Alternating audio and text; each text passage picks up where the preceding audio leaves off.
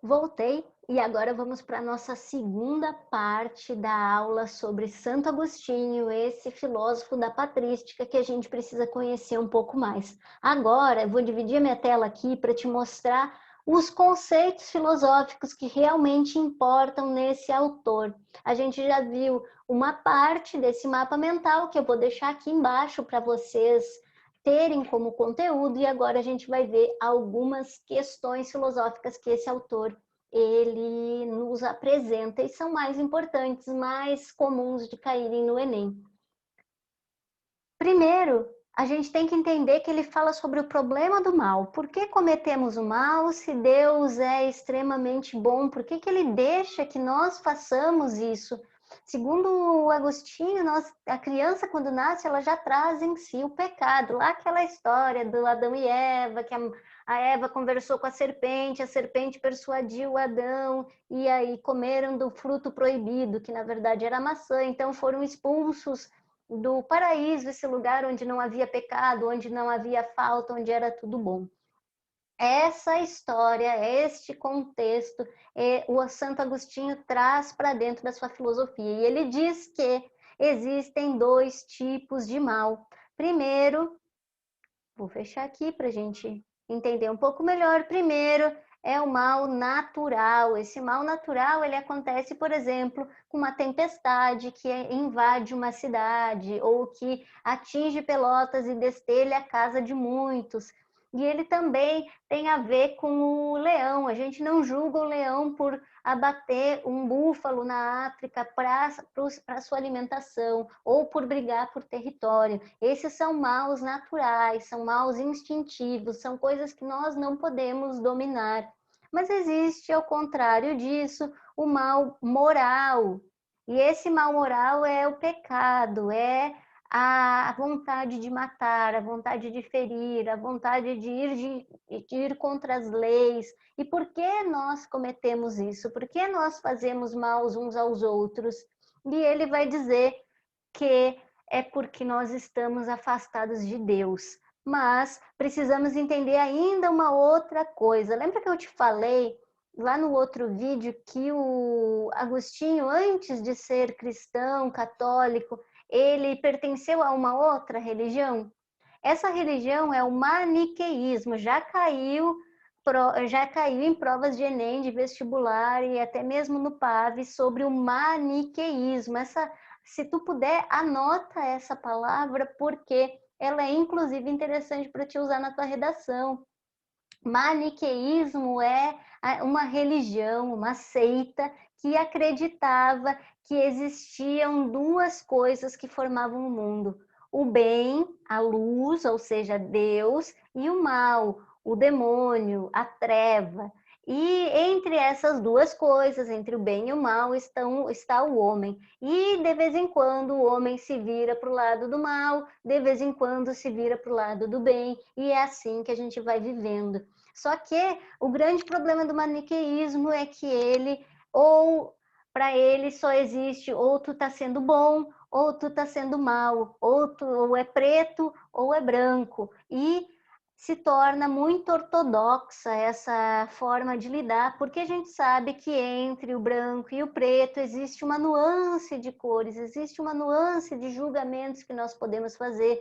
Por exemplo, numa seita maniqueísta, se tu matar, tu está cometendo mal, tu está cometendo pecado, tu está contra Deus, tu está contra o bem, tu está na treva.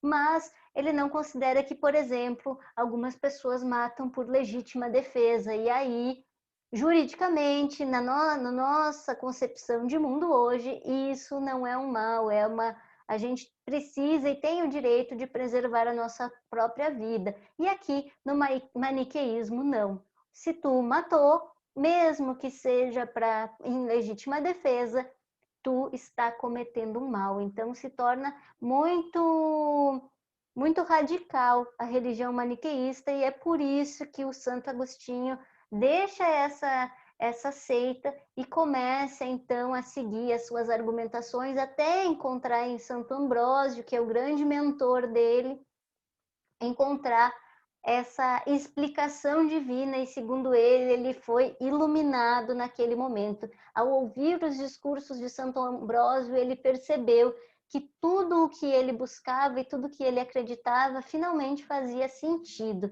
E ele seguiu ainda preocupado sobre esse problema do mal, porque ele queria a grande explicação, o porquê nós cometemos o mal. E aí aqui a gente tem uma conceitualização do que o Agostinho acreditava ser o problema do mal. Ele diz assim: se Deus é extremamente bom, por que permite então que nós cometamos o mal? E aí ele busca lá a reflexão do maniqueísmo e percebe que o maniqueísmo está errado, porque ele diz que o mal existe porque Deus nos deu o livre-arbítrio. Anota essa palavra, livre-arbítrio, necessariamente vai ser Agostinho, ele que desenvolve essa teoria.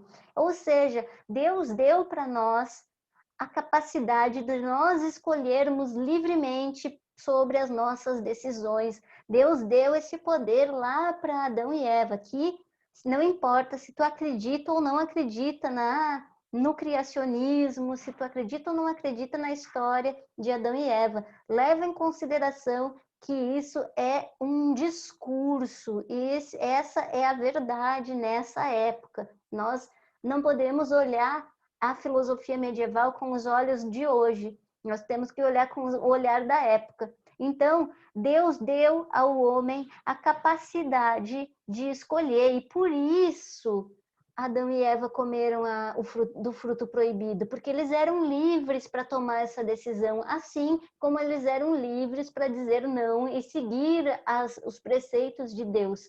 Então, segundo o livre-arbítrio, Adão e Eva cometeram o mal porque eles eram livres, e esse é a liberdade, é o dom que Deus deu. E nós então cometemos o mal quando as nossas emoções, quando as nossas vontades, quando os nossos instintos falam mais alto do que a nossa razão. Porque a razão é uma qualidade de Deus. Deus colocou em nós a razão, e também essa razão nos fez ter a percepção de que existe algo além de nós, que é puro e verdadeiro, que é esse Deus. Então, nesse momento, tudo, absolutamente tudo o que é bom é de Deus. E, além disso, ele fala que o mal moral é o resultado das nossas escolhas que não estão em conformidade com as leis de Deus. Ou seja, existem leis que são verdadeiras, que são puras, que são extremamente boas, que não podem ser ignoradas, nem podem ser quebradas, leis que trazem para a gente o equilíbrio, que trazem para a gente uma vida justa, uma vida regrada, uma vida segura, que são as leis divinas. Quando nós não agimos em conformidade com isso, gera-se então as guerras, geram então as matanças, as faltas, tudo que é falta, tudo que não é bom, não é de Deus. Dá para entender? Se tu ficar com dúvida, me faz uma pergunta. Aqui eu vou deixar um fórum e daí tu pode perguntar e pode, inclusive, aprofundar mais. O mal, então, ele não existe em si mesmo. E a gente vai ver que depois a Hannah Arendt vai chegar à mesma conclusão. Diferentemente de Kant, que acha que existe um mal radical, um mal que tem raiz, aquela pessoa que nasceu mal, que cresceu mal e que vai morrer mal. Aqui, Santo Agostinho e também Hannah Arendt, já saltando lá para a contemporaneidade, eles vão dizer que não, que o mal não tem raiz, que o mal não tem existência em si, ele é apenas a ausência de Deus, ou seja, a ausência do bem, a ausência da verdade. E que quanto mais longe de Deus nós estamos, mais capazes de cometer o mal. E aqui lembrando, a Hannah Arendt não fala sobre Deus, ela fala sobre a essência do mal. E para Hannah Arendt, eu não quero confundir vocês, mas já trazendo essa discussão para cá, para Hannah Arendt ela diz que o mal não tem raiz e que a única forma segura de evitarmos o mal é o pensar, o pensamento racional, o pensamento objetivo, o pensamento filosófico e esse exercício mental de estarmos sempre refletindo sobre o passado para aprender o que nós erramos e sobre o futuro para que não repitamos os erros que nós cometemos no passado. É por isso que essa questão da guerra está muito presente na vida dela, para que ela, parece que ela escreve muito tentando evitar que novamente aconteça uma atrocidade como foi a Segunda Guerra Mundial e o nazismo.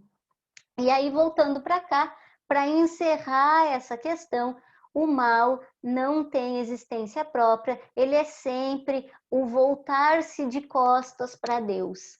Quando o homem ignora as verdades, ignora as leis divinas, ele está altamente capaz de cometer o mal, e aí por isso vai ser punido, vai ser culpado, vai ser responsabilizado por esse mal que cometeu.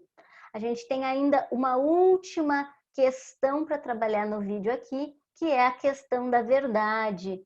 O homem, para Santo Agostinho, não pode chegar à verdade pela via da razão, pois ele é um pecador, pois ele cometeu aquele erro que é irreparável de comer do fruto proibido e ter sido expulso do jardim do Éden, do jardim que era a perfeição.